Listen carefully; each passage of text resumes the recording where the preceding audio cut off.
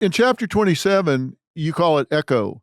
You say the echo chamber effect of social media is really important, and and this is a quote: social media often creates echo chambers, reinforcing our existing beliefs and biases.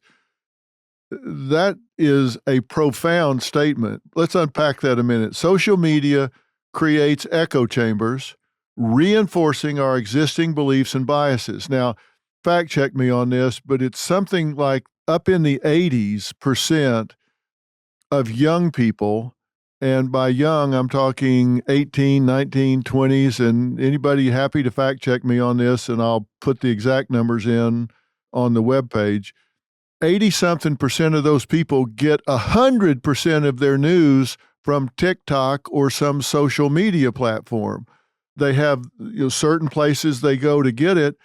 You talk about an echo chamber. How are they ever going to do critical thinking if they don't hear the other side? Man, that's you preaching to the choir right now, DrPhil. I say that all the time. Like it's like, you know, I don't even know who people are talking to anymore. And that's what I mean when I say we don't know how to solve problems, because how can you solve a problem if you truly don't know what the problem is? You think you know what the problem is, and then you get online and you only talk to, your group of people, and all of y'all feel the same way about something. And since all of y'all feel the same way about something, you think that's the way it has to be. And I really believe one of the reasons a lot of folks don't like to talk to other people, DrPhil, is because they're afraid to either be wrong or afraid to have what they believe challenged. I love changing my mind. Like I love to think I know something and then have a conversation with somebody that lets me know I really didn't know what I was talking about. Or, oh, that person made me look at it in a different way. That person gave me another perspective. That's what life is about, I would think. Well, yeah, it's been said you only learn when you prove yourself wrong. You know what you know or what you think you know, and you only expand that when you prove yourself wrong and have to add something to your knowledge base. If you don't ever add anything to your knowledge base, then all you know is what you think you know. That's right. 100%. You talk about solving problems.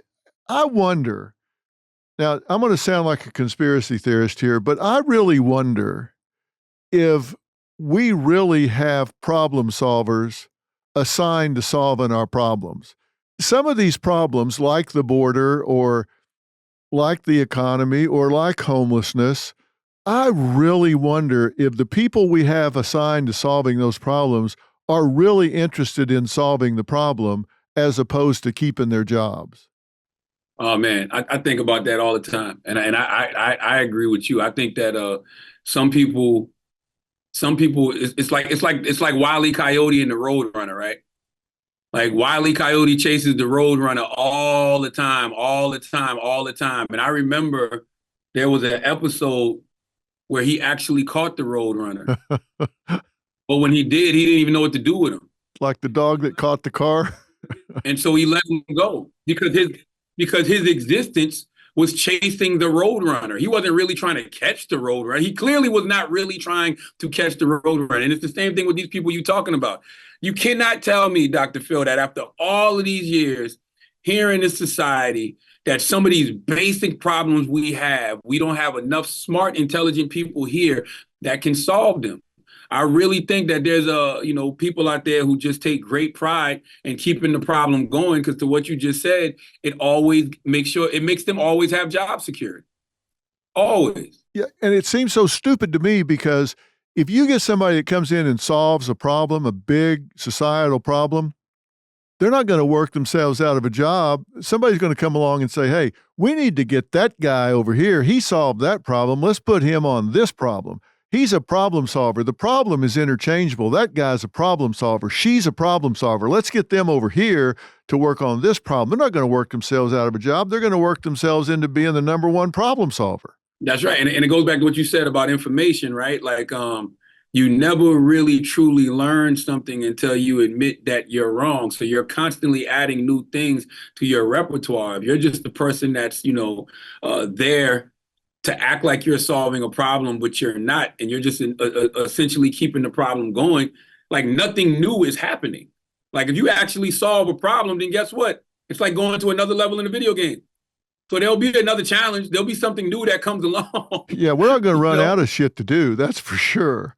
Yeah. Yeah. Do you know Donald Whitehead, chairman of the National Coalition of Homelessness? No, I don't know him. I'd like to know him, though. Yeah, great guy. He's been homeless, and he's now head of the Coalition for Homelessness, and his approach is home first. He believes in getting them off the street and putting them in a home.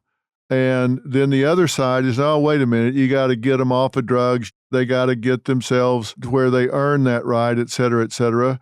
I look at this, and he's one of the few guys I've ever seen that is an actual problem solver. You would love this guy. He is an interesting guy, and he's not marketing it right, because they don't just say, here's a free house. That's not the deal. They do have standards. They do monitor them. They do follow up on them, and they do have good outcome criteria, but he's not marketing it right. So, which I tell him all the time, I'm a friend behind his back. But if they market it better, he's one of those guys that's a problem solver. You need to meet him sometime. You'd really like him. I'd love to talk to him. I'll get you his info. You should have him on the show sometime. He's a super guy. One of the things I love in your book when you're talking about true intentions, understanding aligning with one's true intentions, and this is another quote, aligning with our true intention requires honesty and self-reflection. You actually had these conversations with yourself before and as you were writing this book to have some honesty and self-reflection. And you say you came out of it with a dose of humility. What happened? Well, I think the dose of humility comes in just, being very self-aware. But if I'm putting it all out there, I did ayahuasca. Yeah. I'm a person that's always challenged myself all of the time anyway. I'm always holding myself accountable. I'm always, having self-awareness with myself, probably a little too much. But, one thing about being on that medicine like ayahuasca, man, DrPhil, every single trauma you've ever had, every single trauma you may have caused is literally spread out on the table. It's like walking down Canal Street in New York and seeing all of those people who got all the purses and the watches on the blanket. Like, it's right there. And it's like God is saying, no, look at this, deal with it. I've been going to therapy since 2016. I felt like I had, more of a breakthrough in those 3 days than I've had in, all of those years of therapy. And it just kind of, when I say humility, it kind of just puts you in a space where you realize it's definitely something else greater than you, whether you believe in God or not. I've always been a God-fearing person, but, for me, it was a confirmation that there's absolutely something out there that's greater than you. There's absolutely a spirit realm that exists around us all. I absolutely know that, I have great ancestors that are covering me and, guiding me. And to me, that just makes you feel very small, but also very big at the same time. I get that totally. Did you have guides?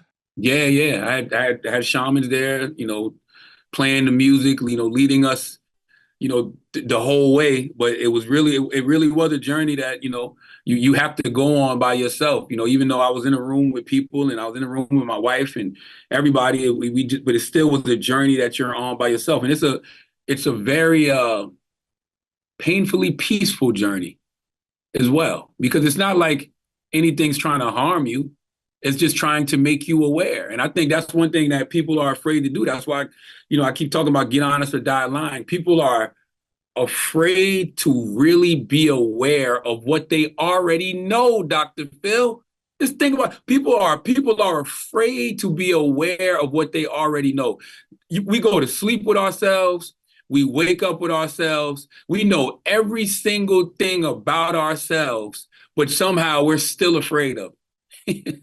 Like we're still afraid of who we are. Yeah, it's like if you say it out loud, it gets real. If you just kind of turn away from it. I've got a buddy that's a member of a SWAT team in Dallas, and under all of his other gear, he wears a T-shirt that says, "You can run, but you'll just die tired." Hilarious. That's how I feel about getting away from yourself. You can run, but you'll just die tired. You can't escape you. I don't care what you do. You cannot escape you. I say that in the book. You can't run from yourself. Like, Yeah. that's literally what I'm trying to tell people. Get honest or die lying. What you just said is even better. Get honest, or you're going to die lying and tired. Yeah. like you cannot outrun yourself. Like, if you don't deal with your trauma will ultimately deal with you. Yeah. And I'm not going to sit here and try to tell anybody what to do with themselves until I fix what's in me first. Yeah.